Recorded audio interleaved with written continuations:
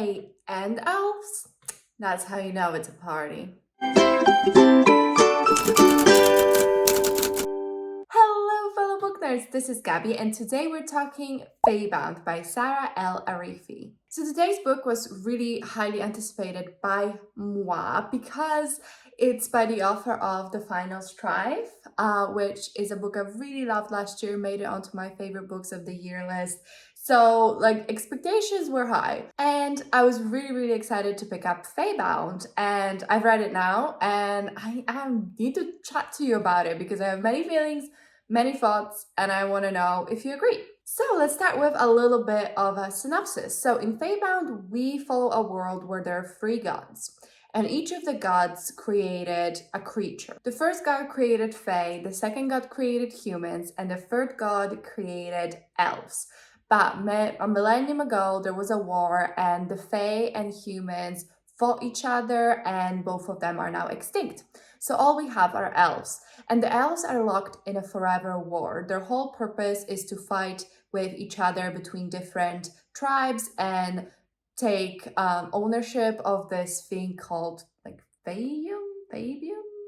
I don't remember. This glowing gemstone thing, because they believe that that's needed to make sure no one ever goes hungry and stuff like that. So they fight over territory and power. We follow 2 sisters, Yiran. I hope I said that right, but I think it's Yiran. Yiran, who is the older sister, she is a warrior. She is part of the Forever War. We meet her on the day when she's about to become colonel. So it's a big day for her. She's very respected and decorated in the military. And then we follow her sister Letle, who is a diviner. She has the power of clairvoyance and can see into the future. So on the first day, as Yiran is a colonel, she leads this mission, but decides to rebel a little bit because her sister said that her glory lies to the east. So she decides to divert her powers from a routine scout check and see if there's anything in the east, any means to get some glory and that kind of thing. And they get ambushed and a lot of people die. So she gets exiled. So we follow Yiran as she is exiled, and then her sister Letle and this guy called Ryan, who used to be her captain. Letle and Ryan go pursue Yiran as she's exiled. And maybe perhaps they find some Fae, even though Fae have not been seen in a millennium. So this book is an adult high fantasy. So let's talk about the book, what I liked, what I didn't like, where it kind of didn't live up to my expectations, where I have questions. And I'm curious to hear what you think about it. It's a first book in a trilogy, so there's definitely more to come. But yeah, let's get into it. So as usual, we're gonna start with writing. I really enjoyed the writing style. First Strife was written really well. It was super engaging, and so was Faebound. I will say it was insanely readable. I read this book so quickly, maybe in 2 days, without even meaning to. I felt like it was just flying by. So that's definitely a really good point on the book. I think the atmosphere setting, things like that, was done really well, and I could really imagine the world. It was really vivid, and the descriptions of the world, the people, I had a very clear image in my head of what that looks like, and I think that's really skillful writing to be able to transport you like that. So yeah, I really enjoyed the writing, no complaints there. Then we're going to jump into world building, which I think is the strongest part of the book. It's just such a fascinating world, especially because the book I read prior to this had really messy world building, but I just appreciated so much how clear, well laid out and comprehensive the world was. I felt like I understood what was happening. It wasn't trying to do too much. It had clear magic per each creature clear things about them, and really clear culture. So I really enjoyed that. So yeah, I was fascinated by this world. I think I definitely want to learn more. I felt again, everything was so vivid and really interesting to follow. I understood the world, and it was very different than what I'm used to. I feel like normally it's either elves or fae, and I found it really interesting choice that the elves were kind of the main characters. I will say that only I guess it's not a complaint, it's I'm curious to see in a sequel, was the fact that the elves kind of just felt like your run-of-the-mill ordinary human characters. Like there's nothing that's special about them.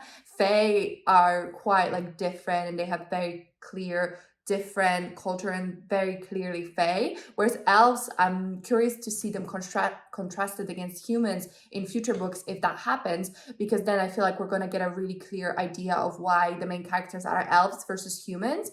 Because I feel like it would be kind of lame to make elves just seem just like humans, but then call them elves because you want your main characters to be different than just like an ordinary human. But I think that's already the vibe with like what the bits and pieces we get about humans and fae and elves. Like again, some of these cultures are meant to be lost, so we're definitely like learning from third sources. But I feel like there's already been an effort, but I'm just super curious to see it progress in future books. But yeah, world building, hands down, my favorite part of the story. I found it fascinating, different, intriguing, and imaginative. And I also really loved how diverse the book was. The main character, one of the sisters, is a lesbian.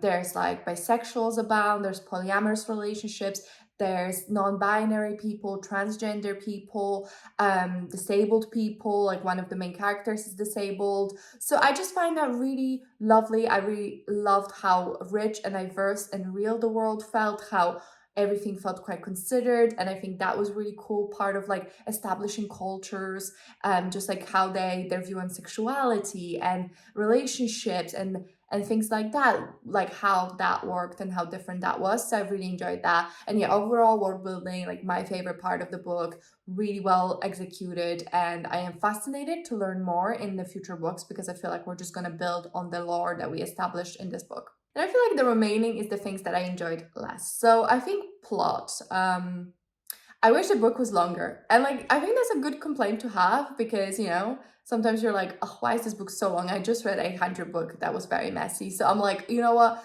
Like, I appreciate a short book, but this one, I wish it was longer. It just felt like everything was like racing. Like, I know I read this quickly because the book was really readable, and the book isn't that short. I think it's like nearly 400 pages, but I felt like we were running. We were like sprinting to the finish line, honey. And like, we didn't take a break, and for that reason everything seemed rather underdeveloped and things took so short to come to pass. For example, like this is super early so I don't think it's a spoiler, but I thought the journey to find Fae world and a journey that Irene was on, like she was exiled first and there was like a big point that Lettel and Ryan are like going behind her to find her, but then they find her like 5 seconds flat.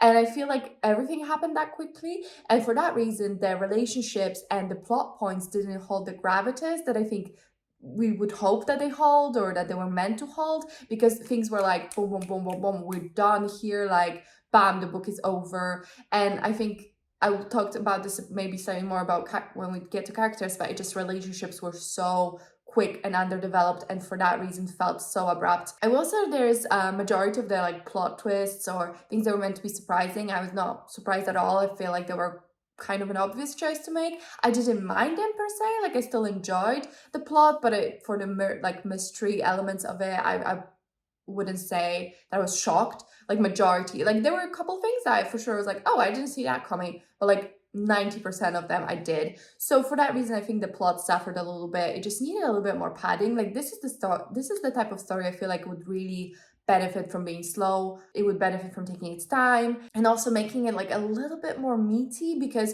so much hinges on the relationships between people, because there's a lot we have to swallow and believe. And for that, you need the relationship to be rock solid. Like that needs to be part where I have no questions. And I have so many questions because the relationships made no sense to me. They were so abrupt, so quick. So for that reason, I feel like the plot, I just wish the book was longer and it could take its time. And I know that the author can do such a good relationship because the Final Strife is amazing. Like it's my favorite relationship I read in ages. It's 500 pages long, but the writing is like small. Don't know if you can see that, but the writing is small. So I'm like, okay, we can do it. Why did we rush? And this is like focus on one couple. So we get more time, more page count, for just one couple. And in this book, we have to juggle two couples and we get like less time. So I don't entirely understand that. I don't know why the book isn't longer. But let's move on to characters and maybe talk about this a little bit more. So we follow two perspectives, they're both sisters, right? And I feel like their like characters were really well developed. I understood them. I got what they're all about. Like that part, like the two main characters, solid. But then anyone beyond the two main characters, I no clue. Like they're just like they're sketches of characters. They're sketches of people. I understand what they're meant to represent, but I don't feel like they were fleshed out enough. And again, they needed to be fleshed out because so much hinges on the relationships. And the relationships are just insta love, like insta love. I feel like there was nothing beyond physical attraction that brought these both couples together, if I'm being honest. I don't get why they like each other. I don't see how their personalities are complementary. I need conversations to establish that the characters bonded. It feels like they barely spoke. It's just a character kind of lasting after another character, and that's the extent of the development of the romantic relationship. Like I could not buy into it because they were so surface level. It was a legit thought in my head. Is there anything you like about this person other than the fact they're hot? And I think the answer is no. And again, a big problem when there's big consequences coming from the relationships. I need to believe in the relationships. So that was super disappointing. I feel like the characters were just such a strong point in the Final Strife that I don't understand what happened here. I feel like the world, fascinating, really well done. Writing, great. Characters, relationships, so flat. And that was super disappointing because I don't need a romance. Like in a book, I can read a book without a romance. I don't prefer it, but I can do it. But if you're gonna put a romance in it and make it such an important part of the character evolution, you need to like make it worth it and need to work at it. So yeah, so that was very disappointing bit of it. I think that's my biggest complaint. The relationships and characters are underdeveloped and really rushed. And I wish I wasn't saying that because I was so excited for at least one of these relationships to hit, but neither of them did. So that's disappointing. When it comes to themes, I can see the potential. The foundations are there. I'm not sure we're there yet though. So there's one theme that I thought was going to be like driven home, which was kind of trusting of authority and people who reach for power and maybe like slightly toxic slash under delivering. I don't know if that's a word, but like unsatisfactory relationships, right? And I thought there was I'm just going to tell you because they tell you in the first like 10%. So Yurine in the beginning of the book is in a relationship with a woman who's the chieftain of the tribe, right? So they're in this secret relationship. They've been in it for like 10 years because there's just such a power imbalance there that they don't want to make it public. And I definitely saw like the faults of that relationship. And I thought the other relationship that Yurine gets in with, again, very like if you really, really don't want to know anything, I guess this is kind of spoilery, but I'm not going to get into any details, just broad strokes. I thought those two relationships were going to parallel each other, and I feel like they're meant to, but I don't feel like that really was driven home or delivered because the other relationship's so weak. So like you cannot like so much hinges like the theme wise. I feel like this could have been such a strong, amazing theme to explore, but because the relationship's weak, I don't feel like we explored it. So that's slightly disappointing, and I am hoping that we get like deeper into this and really think it through and develop it further, like down the road. There's also like so much potential for the theme of like violent people's nature, like they're not human, but let's say human nature and seeking of conflict and of power and who gets into power. There's definitely attempts to make it clear that people who seek power may not necessarily be the best people to have power. And it's one of those people who have power like thrust upon them wield it better. So there's definitely like inkling of that, and I feel like that's going to be developed. So I'm not mad about that one because I feel like we're setting up the foundations and we're definitely going to go further with this and push it further. So I'm really looking forward to that, and I think that's going to be really good. And overall, I'm really looking forward to those ponderings on human nature, on conflict on God and the role of gods in this. So hopefully we'll get to have, conflict with authorities and all that good stuff. And I'm really interested to see the resolution of the Forever War and that as a concept. And I'm really, really, really, really looking forward to that. So overall, like, to summarize my thoughts, I am looking forward to the sequel and the book 3, and I will definitely read them. But ultimately, this book left me disappointed because I had really high expectations. I know what the author can do. So it just seemed really disappointing that the bits where I feel like the author definitely can deliver, because she's delivered there before, were underdeveloped and rushed. I don't know why that was. I find that really interesting. I mean, obviously the author has not even finished her other series yet. So I don't know if it was one of those, like, this book was written fast and there was enough time. I don't know. Overall, I feel like I needed a little bit more also, like, consistency in the characters, because there were some decisions that I don't get. But I will write a spoiler Goodreads review, so if you want to check that out, like, comment and ask me, like, about spoilers. I'm happy to chat about them, or go check out my Goodreads review. I will tell you my CAWPILE ratings in case you're interested, because if that's a new thing I'm doing, so I'm trying to share my ratings. If you don't know CAWPILE, you rate different aspects of the book out of 10, and then it gives you an average rating. So for characters, I give it 5, for atmosphere 8, writing 8, plot 6, intrigue 7, logic 7, and enjoyment 7. Actually, let's make logic 6, enjoyment 7, and that means that the rating is 3.5 stars. So I'll give it 3 on Goodreads. I think I'm disappointed because I thought this would be definitely a 4, if not a 5 star, and would make it onto my best books of the year video. I was like getting ready to do a little note and to make that true. But sometimes you win, sometimes you lose, and I still think this is such a strong foundation. And I'm intrigued enough about the world that I'm curious to see where it's going, and hopefully book 2 and 3 will beef up those relationships and the plot and make it, like, take its time a little bit more. But that's my review of Faebound. Let me know what you thought about the book. Have you read it yet? Have you not read it? Have you been waiting and seeing what the chatter on the internet is?